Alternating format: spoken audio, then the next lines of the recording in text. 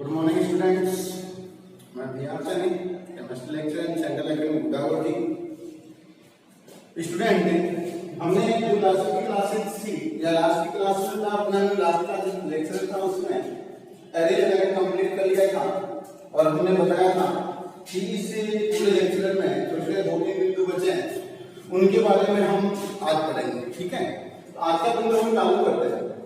आज का पहला बिंदु अपना रहेगा जिसका नाम है फ्रियोन।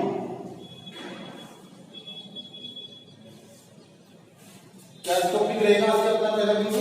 फ्रियोन रहेगा। आप सब लोग इसे जानते भी हैं, इसके जानकार भी हैं फ्रियोन क्या होता है। तो मैं ऐसा करूं कि सबसे पहले इसकी बात करें हम क्या लिखेंगे, CH4 यानी मैथेन व C2H6 यानी एथेन के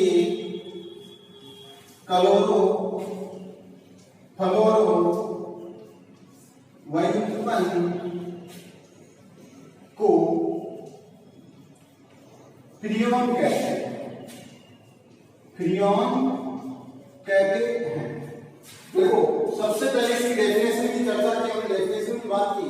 डेफिनेशन में हमने कहा मैथेन और एथेन, CH4 और C2H6 के क्लोरो फ्लोरो व्युत्पन्नों को ही क्या कहते हैं, फ्रियोन कहते हैं। मतलब ये हो गया इनमें से हाइड्रोजन निकाल दिया जाए, फिर क्या हो जाए, या फिर क्लोरीन हाइड्रोजन निकाल कर क्लोरीन जोड़ दिया जाए, क्लोरीन जोड़ दिया जाए। इन सबको ही हमने क्या कहा है, क्लोरोफ्लोरोकार्बन कहा है। मैं कहूं फ्रियोन कहाँ है। ठीक है, तो अब अपने पास बात करते हैं फ्रियोन का फॉर्मेशन कैसे करना है। फ्रियोन का निर्माण, देखो फ्रियोन का निर्माण करते समय अपने को याद रखना, फ्रियोन का निर्माण हम क्लोरोफॉर्म से कर सकते हैं, कार्बन टेट्राक्लोराइड से कर सकते हैं। फ्रियोन का निर्माण हम क्या कर सकते हैं, क्लोरोफॉर्म से कर सकते हैं, कार्बन टेट्राक्लोराइड से कर सकते हैं, या फिर मैं ऐसा कह दूं हेक्साक्लोरोएथेन से कर सकते हैं। कैसे? जैसे मतलब मेरे पास है CCl4, इसका नाम है कार्बन टेट्राक्लोराइड, ये अपने पास है। इसकी क्रिया आपको करवानी है, किसके साथ करवानी है, जैसे मैं कहूं HF के साथ कराओ। अभिक्रिया है वो SbF6 की उपस्थिति में होगी। अभिक्रिया है तो उत्प्रेरक अभिक्रिया में आएगा वो SbCl5 की उपस्थिति में होगी। ठीक है, इस ये अपने आप में क्या समझ है। इससे क्रिया करना अपने पास में HCl यहां से क्या जाएगा, प्रतिस्थापित हो जाएगा और अपने पास CCl3 है। देखो इसमें क्लोरो भी है, फ्लोरो भी है, कार्बन भी है। इसको क्या बोलेंगे, क्लोरो, या मैं ऐसा करूं इसको फ्रियोन कहा जाएगा, क्योंकि ये क्या है, मैथेन के क्लोरीन और क्लोरीन क्या है, व्युत्पन्न है। इसी प्रकार से मैं कहूं कि मेरे पास जैसे CCl3 F है, इसकी क्रिया मैं पुनः इसी से करवा दूं और वही हमने SbCl5 की पोटेंशियल में HCl का अपने पास बन गया CCl2F2 बन जाएगा।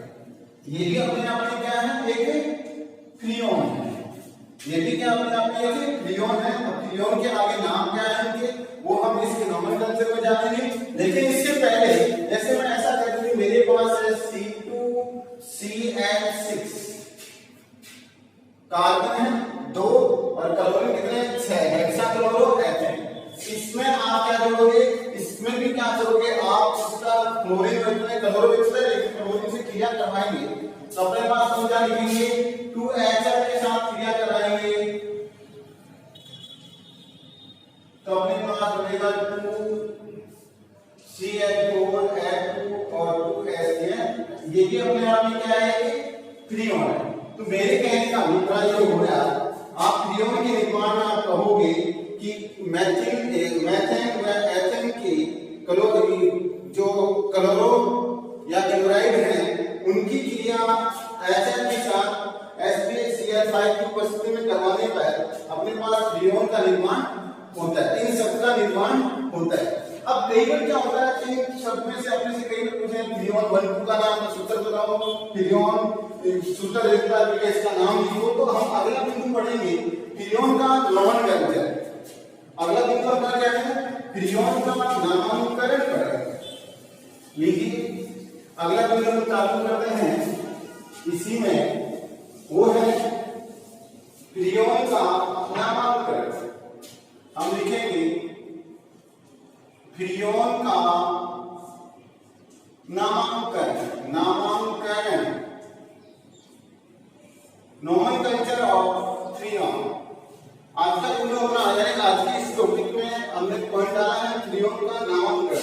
फ्रियोन का नामांकन किस प्रकार से किया जाए, किस प्रकार से इसका नाम लिखा जाए। तो मैं ऐसा कह दूं, जो सामान्य फ्रियोन उसको क्लोरोफ्लोरोकार्बन भी कहते हैं, या मैं ऐसा कह दूं क्लोरोफ्लोरोकार्बन को ही क्या कहते हैं, फ्रियोन कहा जाता है। और फ्रियोन के नामांकन में कार्बन, हाइड्रोजन और फ्लोरीन, कार्बन, हाइड्रोजन और क्लोरीन की संख्या का उल्लेख किया जाता है, जिसपे फिर से सिस्टम के अकॉर्डिंग लिखा जाता है। मैं ऐसा कहती हूं इसके नामांकन में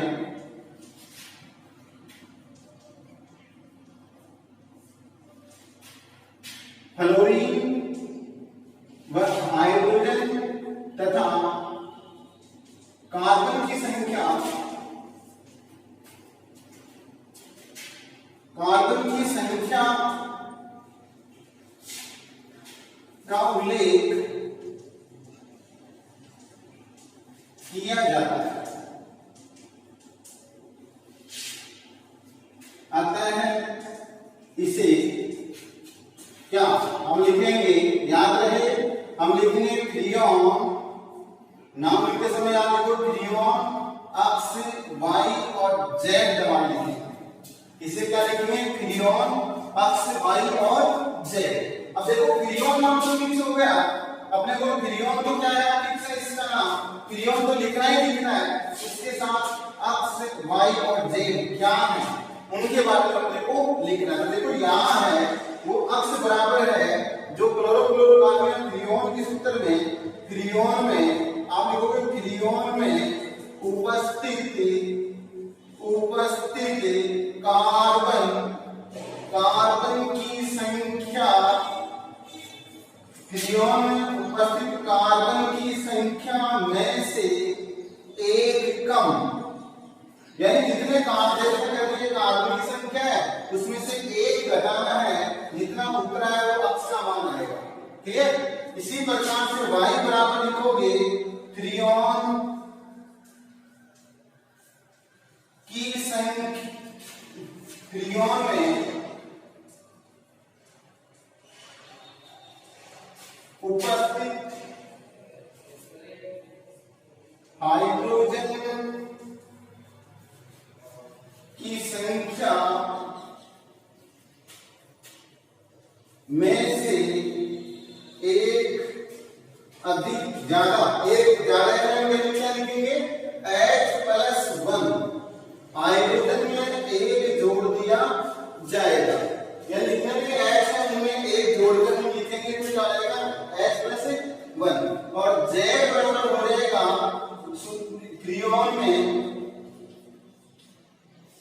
फ्रियोन में उपस्थित फ्लोरीन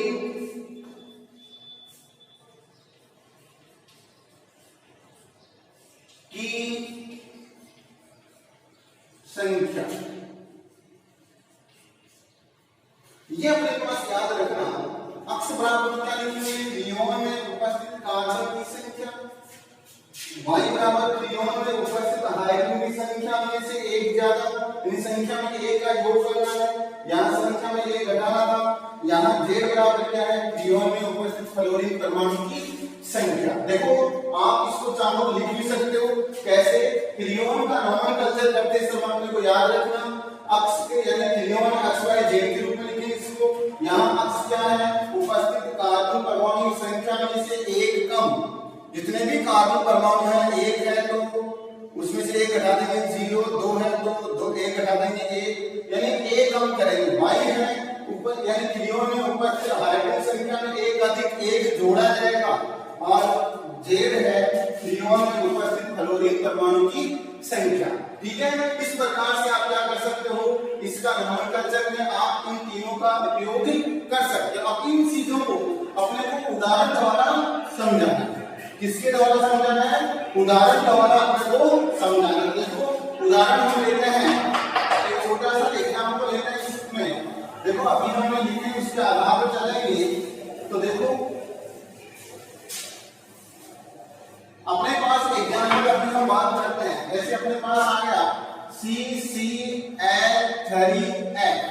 आपसे कोई पूछे इसका नाम बताओ, एक बार कह दूंगी CCl2F2, ये पूछ लिया जाए। दूसरा एग्जाम्पल एक अपने से कहते हैं कि C2Cl4F2, ये पूछ लिया जाए। एक बार कहते हैं CCl4F, ये पूछ लिया जाए। फिर अपने से कहा जाए बताओ अब इनके नाम बताओ क्या है। तो नाम बताते हैं, नाम के बारे में हम चर्चा है। सबसे पहले इसकी बात करते हैं। नाम लिखते समय अपने क्या लिखना है? फ्रीऑन अक्ष y और z। यहां अक्ष की वैल्यू लिखेंगे। अक्ष में हमने लिखा है अक्ष बराबर क्या है? C माइनस a, मतलब कार्बन की संख्या C माइनस a, कार्बन संख्या माइनस 1। यहां कार्बन संख्या कितनी है? 1, तो 1 माइनस 1 बराबर क्या हो गया? 0। अक्ष में कितनी आ गई? 0 आ गई। हमारे पास y बराबर थी, अब क्या था? H हाइड्रोजन की संख्या प्लस 1, यहां हाइड्रोजन संख्या तीनों कितना है? 1 में नहीं, तब लिखिए 0 प्लस 1 बराबर क्या हो गया? 1। इसी प्रकार से हम लिखेंगे Z बराबर फ्लोरीन परमाणु संख्या, या फ्लोरीन कितना है? 1। अतः अपन क्या लिखेंगे? इसका नाम देखो हम लिखेंगे फ्रीऑन। अब यहाँ पर अक्ष y z का नाम जितना मान आया लिखो, 0 आया लिखो तो ठीक है, वरना यही कोई चल जाए कि आगे है तो कोई फर्क नहीं पड़ेगा। यहाँ y का मान कितना है? 1, यहाँ z का मान कितना है? 1। तो अब इसका हम क्या बोलेंगे? इसका नाम हो जाएगा फ्रीऑन 1। किसका सूत्र है ये? किसका नाम है? CCl3F का नाम क्या है? फ्रीऑन 1। ठीक है, इसी प्रकार से इसकी बात कर लो। यहाँ कहेंगे हम लिखते हैं, कैसे लिखेंगे? फ्रीऑन अक्ष y z। तो देखो पहले अक्ष बराबर क्या लिखोगे? कार्बन की संख्या -1, तो आप यहाँ लिखोगे C माइनस 1, C का मान 1 है, -1 बराबर 0। अक्ष की वैल्यू कितनी आ गई? 0 आ गई। तो यहाँ पर फिर लिखेंगे y बराबर क्या था? h प्लस 1, यहाँ h की वैल्यू है नहीं, 0 प्लस 1 बराबर क्या हुई? 1।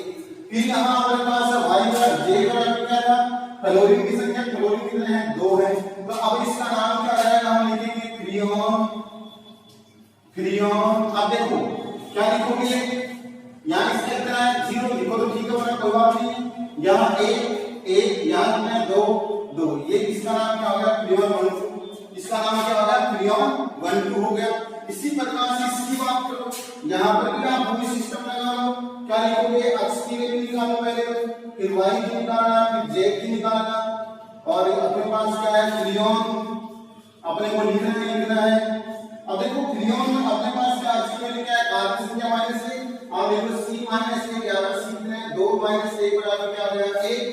देखो कार्बन कितने हैं? 2 है। फिर अपने पास है इसमें क्या है? H प्लस 1 बराबर अपने पास H क्या है? 1 है, तो हम लिखेंगे 1 प्लस 1 बराबर क्या हो गया? 2। और यहाँ पर क्या है? क्लोरीन 1 हो गया, इसका 1 काम जोड़ो। फ्रीऑन भी लिखेंगे 1 2 और 1, ये क्या हो गया? फ्रीऑन 121 हो गया। इसी प्रकार से इसकी चर्चा करो। इसकी चर्चा में आप क्या लिखोगे? पहले तो यहाँ लिखना फ्रीऑन, लिखा, ये फ्रीऑन हो गया। फिर आगे अपने को अक्ष की वैल्यू निकालो।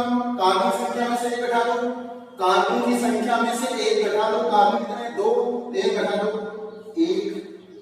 फिर आपने देखो हाइड्रोजन संख्या में 1 जोड़ दो, इसमें हाइड्रोजन नजर नहीं आ रहा, 1 जोड़ दो 1। फ्लोरीन की संख्या जितनी है उतनी लिखनी है, यहाँ पे कितने? 2। तो ये किसका उत्तर हो गया? फ्रीऑन 112 का फॉर्मूला हो गया। समझ में आया? आपको इसी प्रकार से क्या है, चाहे कोई भी फॉर्मूला दे दिया जाए, फ्रीऑन से संबंधित कोई भी सूत्र दे दिया जाए, फिर आपसे कहा जाए इनके नाम लिखो, तो आप आसानी से इनकी सहायता से आराम से इसका नाम लिख सकते हो। ठीक है, इसके बाद अगली बात करते हैं फ्रीऑन के भौतिक गुणों की बात करते हैं। नेक्स्ट बिंदु आता है इसमें फ्रीऑन के भौतिक गुण। देखो हमारे पास बात है फ्रीऑन के भौतिक शब्दावली लिख सकते हो, physical properties of Freon. Freon के भौतिक गुण है, फ्रियोन क्या क्या काम आता है, इनके भौतिक गुण क्या क्या है, उनके बारे में बात करेंगे। ठीक है, तो देखो सबसे पहले फ्रियोन क्या है, रंगहीन है, दूसरा गंधहीन है, रंगहीन है, गंधहीन है, तीसरा वाष्पशील द्रव है, वाष्पशील द्रव है। ठीक है, फ्रियोन है वो रंगहीन है, दूसरा कैसा है, गंधहीन है, तीसरा कैसा है, वाष्पशील द्रव है। ठीक है, और इसके बाद हम क्या कहेंगे, निष्क्रिय है, निष्क्रिय है यानी किसी से क्रिया नहीं करता, निष्क्रिय है, निष्क्रिय वातावरण पैदा करने में इसका प्रयोग करते हैं। यानी हम कहें ऐसा स्थान हम बनाना चाहिए जहां किसी भी योगी की क्रिया ना हो, इसका स्प्रे किया जाता है, निष्क्रिय वातावरण में किया जाता है। ठीक है, इसी प्रकार से हम बात करें इसका जो कवचनांक है, कवचनांक वो कितना है, 30 डिग्री सेंटीग्रेड। इसका कवचनांक कितना है, 30 डिग्री सेंटीग्रेड। भौतिक गुण में याद रखना, फ्रियोन के भौतिक गुण है उनमें हम लोग को पहला याद रखना, रंगहीन होता है, दूसरा गंधहीन होता है, तीसरा वाष्पशील द्रव है, चौथा निष्क्रिय है और पांचवा कवचनांक कितना है, 30 डिग्री सेल्सियस है। इसका कवचनांक कितना है, 30 डिग्री सेल्सियस है। इसी प्रकार से अब इसकी यूज जानना चाहें, उपयोग जानते हैं किसके, CFC के उपयोग, फ्लोरोक्लोरोकार्बन फ्रियोन के उपयोग कौन कौन से।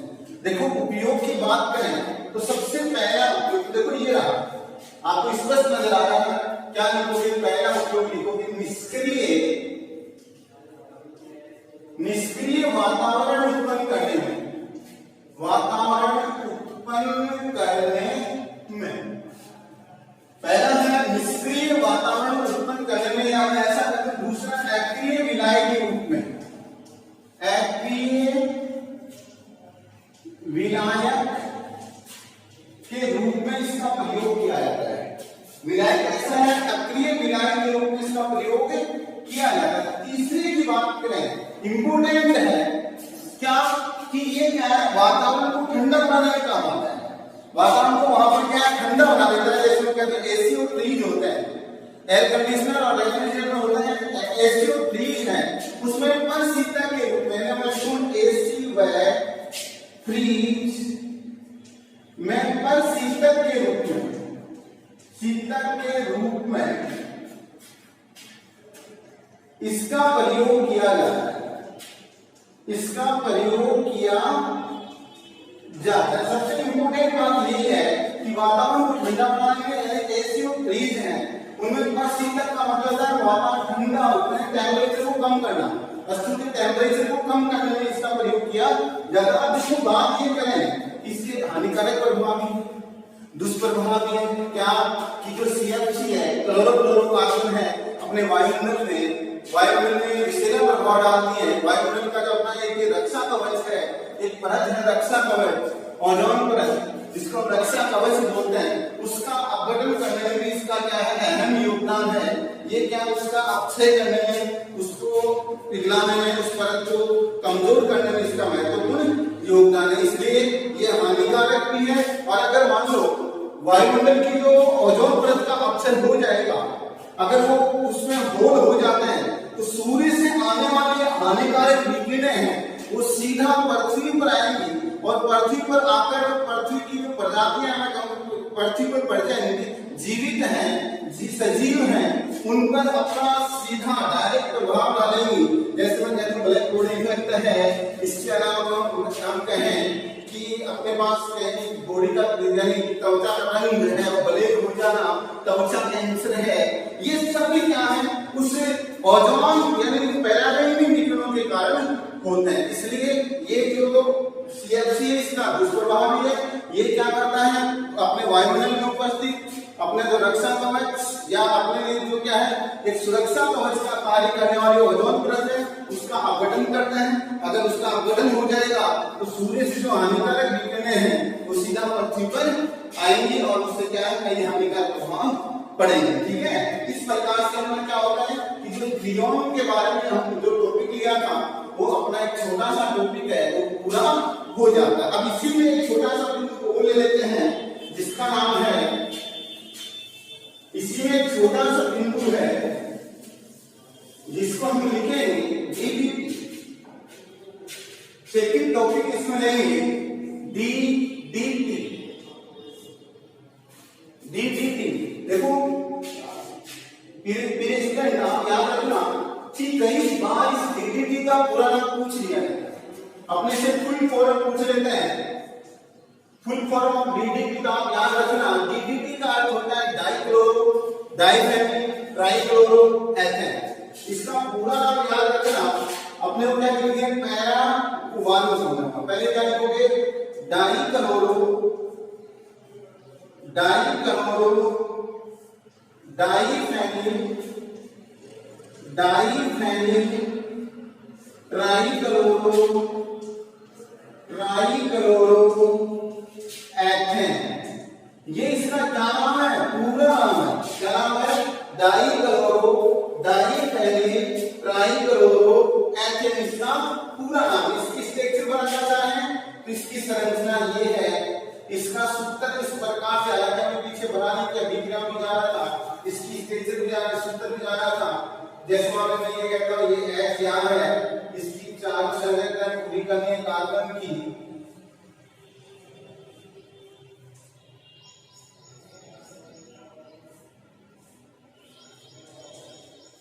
ये ठीक है। अब देखो इसमें ध्यान देना, डाइक्लोरो 1 2 दोनों का है पैरा। इसको में तो आप क्या लिखोगे पैरा कोमा पैराडेक्स, क्योंकि दोनों को पैरा नहीं एक पैराडेक्स बोल देंगे तो पैरा और पैराडेक्स dichloro diphenyl diphenyl trichloro 1 2 3 trichloro ethane 1 2 carbon.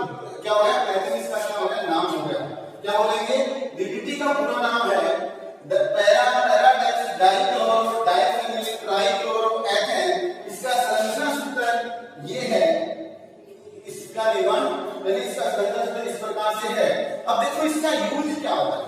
पहले कुछ समय पहले भारत सरकार द्वारा भी बढ़ते दर में डीडीटी का छिड़काव होता था, लेकिन इसके दुष्प्रभाव के कारण इसमें जो कहता हूं कि इसमें जो इसके हानिकारक प्रभाव के कारण इस पर बैन लगा दिया गया। लेकिन ध्यान दें सबसे पहले इसका उपयोग क्यों करते थे, इसका छिड़काव क्यों करते थे, कारण क्या है, तो इसका सीधा प्रभाव मच्छरों पर पड़ता है। मच्छर मारने की दवा है, मच्छरों को नष्ट करने के काम में आता है। मच्छर है, इसके अलावा खटमलों को भी मारने की दवा इसी डीडीटी का प्रयोग करते हैं। खटमल और मच्छरों को नष्ट करने के लिए डीडीटी का प्रयोग किया जाता है। अब होता क्या है, डीडीटी क्या है, डीडीटी का अपघटन वायुमंडल में आसानी से नहीं होता है। इसलिए क्या है, जब इसका स्प्रे किया जाता था उसमें यही डीडीटी अपने खाद्य सामग्री पर क्या हो जाती थी, जाकर गिर जाती थी। खाद्य सामग्री के ऊपर क्या इकट्ठी हो जाती, और वो खाद्य सामग्री हम क्या है भोजन के साथ ग्रहण करते, और भोजन के साथ ग्रहण जब मानव शरीर में पहुंच जाता और मानव शरीर में जाने के बाद डीडीटी अपने हानिकारक प्रभाव दर्शाता। इसलिए इस पर क्या है बैन लगा दिया गया, इसको रोक लगा दी गई, इस पर डीडीटी का स्प्रे नहीं किया जाता है। डीडीटी का क्योंकि हानिकारक केवल मच्छर और खटमलों को मारने में काम में आता है। ठीक है, तो डीडीटी के बाद में इसी प्रकार से एक छोटा सा बिंदु है, छोटा सा तीसरा बिंदु है, वो है याद रहे एक कीटनाशक दवा जिसको हम बोलते हैं BHC। क्या नाम है, BHC। देखो पूरा नाम ध्यान देना, बी का नाम होता है बेंजीन, H का होता है हेक्सान, और C का होता है क्लोराइड। क्या नाम हो गया आपका, बेंजीन हेक्सान क्लोराइड। इसका पूरा नाम क्या है, बेंजीन हेक्सान क्लोराइड। अब देखो बेंजीन हेक्सान क्लोराइड को हम कैसे बनाएंगे, ये मान लो ये बेंजीन है, बेंजीन से इसका निर्माण जैसे यहाँ पर हाइड्रोजन, यहाँ पर हाइड्रोजन, यहाँ पर हाइड्रोजन, सभी जगह क्या है हाइड्रोजन जुड़े होते हैं। अब इसमें क्या होगा, आप सभी के सभी क्या होंगे, जो बेंजीन में इसमें क्या है हाइड्रोजन का योग करा हो प्रकाश की उपस्थिति में, तो अपने पास क्या होगा, ये यहाँ पर भी क्या हाइड्रोजन है और Cl जुड़ गया, हाइड्रोजन है और Cl जुड़ गया, हाइड्रोजन भी है और Cl जुड़ गया, हाइड्रोजन भी है Cl जुड़ गया, H और Cl, और यहाँ पर भी H और Cl। ये इसको बोलेंगे हम क्या बोलेंगे BHC। देखो इसमें ध्यान देना, इस BSC की स्थिति में आपको ध्यान देने की बात है वो ये है कि इसमें देखो आपके पास कार्बन कितने दिनों, आपको 1 2 3 4 5 और 6 कार्बन 6 है, हाइड्रोजन कितने हैं 6 हैं, क्लोरीन कितने हैं 6 हैं, तो तीनों कितने हैं 6 इसको बोलते हैं 666 भी कहा जाता है। इसी का एक सामान्य नाम है क्या है 666 या 666 कहा जाता है। क्यों कहा जाता है? क्योंकि इसमें कार्बन, हाइड्रोजन और क्लोरीन तीनों की संख्या कितनी होती है 6 6 और 6 होती है। तीनों की संख्या कितनी होती है 6 6 और 6 होती है। कैसे? कार्बन लो 1 2 3 4 5 6 लीजिए, हाइड्रोजन मिलो 1 2 3 4 5 6 हाइड्रोजन, क्लोरीन मिलो वो भी 6, इसको क्या बोलेंगे 666 भी कहा जाता है। देखो क्या होता है कि इसका व्यापारिक नाम गैमेक्सिन या सिल्डेन है, इसका व्यापारिक नाम क्या है गैमेक्सिन या सिल्डेन है, गैमेक्सिन या सिल्डेन है, जिसका उपयोग है कीटनाशी औषधि के रूप में किया जाता है, कीटनाशी दवा के रूप में इसका प्रयोग करते हैं। इसके जो यूज है वो क्या है कीटनाशी दवा के रूप में है और इसके अनेक समाधि पाए जाते हैं। BSC के अनेक समाधि जैसे अल्फा, बीटा, गामा, डेल्टा, ईटा, थीटा, ये सभी क्या है इसके अनेक समाधि हैं। ये सब क्या है इसके BSC के समाधि है। इनमें से जो गामा समाधि है वो क्या है सबसे प्रभावी होता है, क्योंकि इसका आकार क्या होता है छोटा होता है और इस समाधि का आकार छोटा होने के कारण यानी सबसे ज्यादा प्रभावी समाधि कौन सा है गामा है। क्यों है? क्योंकि इसका आकार क्या है छोटा है और आकार छोटा होने के कारण क्या है, आकार छोटा होने के कारण इसकी भेदन क्षमता क्या है ज्यादा है और भेदन क्षमता अधिक होने का ये क्या है अपने प्रभाव है वो आसानी से दर्शाता है, अपना इफेक्ट है वो जल्दी दर्शाता है। इस प्रकार से सबसे ज्यादा प्रभावी क्या हो गया BSC गामा, BSC गामा सबसे ज्यादा प्रभावी हो गया। इसका उपयोग कीटनाशी औषधि के रूप में करते हैं। इसका पूरा नाम बेंजीन हेक्साक्लोराइड है, इसको 666 भी कहा जाता है। इसका व्यापारिक नाम गैमेक्सिन या सिल्डेन भी कहा जाता है। ठीक है दोस्तों, उम्मीद करता हूँ आपको ये तीनों छोटे छोटे टॉपिक है इसमें समझ में आया है, अच्छे हैं। चलो ठीक है दोस्तों, थैंक यू।